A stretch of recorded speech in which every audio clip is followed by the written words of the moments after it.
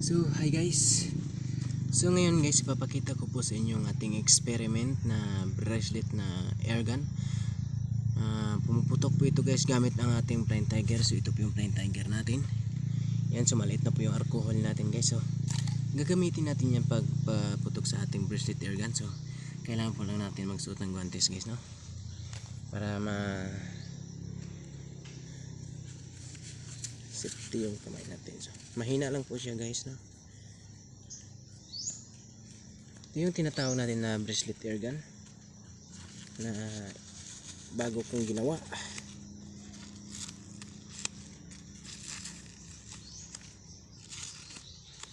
So yan guys, no? So may guantes na po tayo guys. So ito na po yung papakita natin ng ating bracelet airgun guys na ginawa natin. Ito guys. So ito po yung bracelet airgun natin na ginawa. Yan guys, so para po siya isang robot.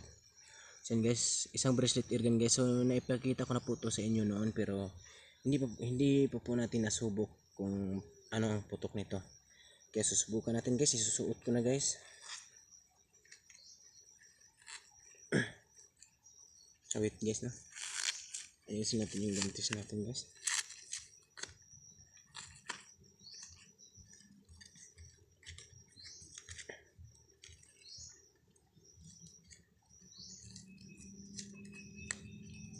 Sinadya ko pong magguantes guys para medyo masikip siya guys. Pagkatapos nito, kailangan lang po natin itong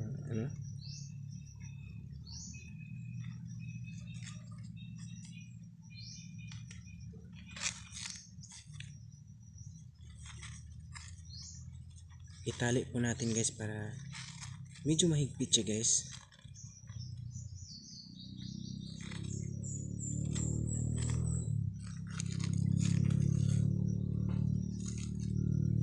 Yan guys, at saka dito rin sa dulo.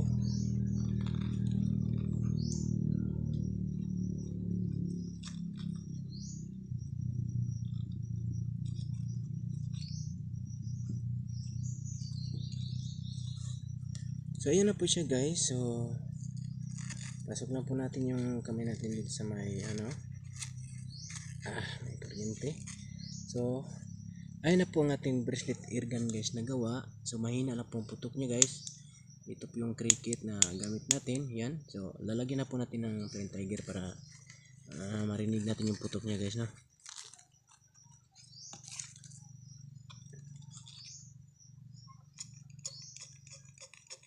So yan guys, lalagyan na po natin ng Flying Tiger. So kailangan lang po nating ipan.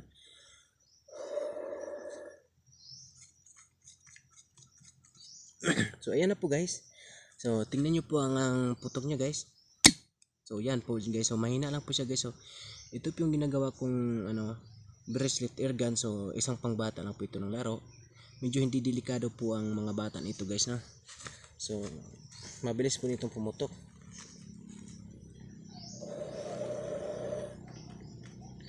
Kailangan lang po nating hipan para pumutok siya. Tingnan nyo. So ayan guys, so ayan po ang putok niya guys. Dito po mag-aapoy po yung tangke niya. So naglalabas po yan ng apoy. Tingnan nyo.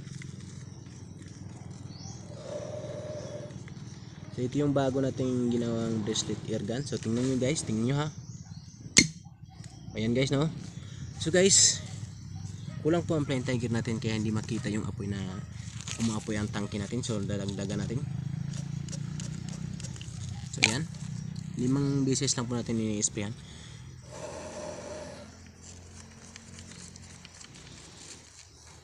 So ayan guys, medyo hindi makita sa camera yung apoy niya guys kasi maliwanag tayo. So paggabi natin itong gamitin guys, makikita yung apoy dito lumalabas sa kanyang dulo. So yan po ang ginagawa natin ngayon na bracelet na airgun guys. Hindi po siya mabigat guys, no? Ayan po guys. Oh, di ba guys? Yan po ang putok ng ating bracelet airgun na ating nagawa. So ngayon, at saka may kasulidan din siya guys kasi gamit ko po yung epoxy guys. Kaya medyo tinanggal ko lang po itong hose dito sa dulo na para sa kanyang dinamo dito sa loob. Kasi nasira po yung dinamo niya, hindi na gumagana guys. Kaya pumuputok po ito siya guys. para po sa mga bata ito, pwede po itong laruan kasi hindi po ang kakaano ng kamay. Tingnan nyo guys. Oh, di ba? Wala lang po siya guys, mahina lang po siya. So sa mga bata dyan na nakakita nito sa video ko, kung gusto nyo to, so mag like lang kayo at mag follow at i-share nyo ang video ito. At kung sino yung gustong makuha to, so ibibigay ko lang po ito sa inyo. Kaya puntahan nyo lang po ako sa kung sino yung gustong mga bata dyan, kung gusto maglaro ng ganito. Medyo hindi lang po ito delikado, so hindi lang po natin lagyan ng bala kasi, pero pag lagyan siya ng bala po, gamit po natin yung gulong ng yung ginagamit sa lighter na pang ganun. Yun po ang gamit nito. So kaso lang pag tinamat to sa hindi po siya makakasugat sa tao. Kaya ito guys, pang laruan lang po ito. So, ito po yung bracelet airgun na ginawa ko na laruan ng mga bata. So mahina na pong putok niya, tingnan nyo. So yan, hindi niyo makikita nga po yung kanyang dulo. So nakita nyo na guys kung paano pumutok ang ating bracelet airgun. So tingnan nyo guys. So sa mga kamay natin po na ilagay guys, tingnan nyo.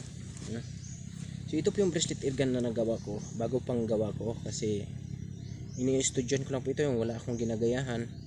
Kaya ako po, iniisip ko lang po kung ini-imagine ko kung paano gagawa ng isang bracelet na airgun na pambata kasi mahilig sa mga bata sa paputok pag Pasko. So ito naman magagamit to sa mga bata pag Pasko, paputok nila. So medyo walang kulay kasi epoxy lang po yan at hindi ko kinukulayan. At ito naman sa dulo yon yung Sundrox na ginagamit ko, at saka itong nasa baba, ito po yung lighter. At ito naman yung ninalagyan natin sa tangke niya, pinapatungan, ito po yung gulong ng laruan na tarak-tarak. So at saka ito naman ang takip ng pabango. Ito isa din tong pabango na nilagay ko dito, yung plastic bottle. So ito po yung gamit natin ngayon sa ating bracelet airgun. So yung tinatali ko dun sa dito, ito yung tanner bag po yan guys. So yung mga nilalagay ko na hose sa gilid, yan po yung tinatawag na label hose. Ayan siya guys. So mahina lang po ang kanyang putok guys. So kapag nasa 5 lang po yung spray natin, so mahina yung kanyang putok. Ito na, nalaglag yung takip guys. Pero pag idating natin sa 20 spray,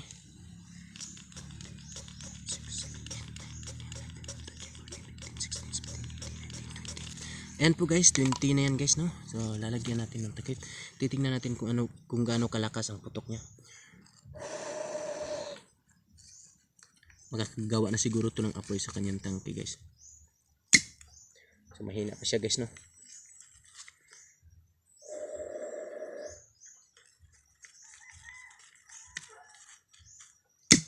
Ayan guys, mahina lang kanyang putok kahit gaano karami ang nilalagay yung spray pala.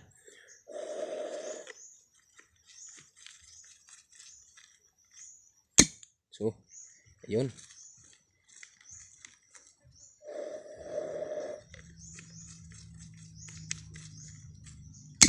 So hanggang dito lang tayo guys, no? So nakita nyo na ang ating paputok na airgun na gawa po sa bracelet. Sa mga recycling ko lang po ito ginagawa. So ito po ay galing sa speaker, itong nasa ilalim, ito ginagawa kong bracelet. At ito yung mga sirang lighter namin na ginagawa ko. At sa mga lalagyan ng pabango na sira na hindi na rin ginagamit, kaya yun ginagamit ko, pati yung Sundrox, yung takip niya, design lang ko lang po yan. So ito yung sumbuhan niya. So ito yung lalagyan ng bala. So wala tayong bala dito guys, hindi natin nasubukan, mamaya na lang.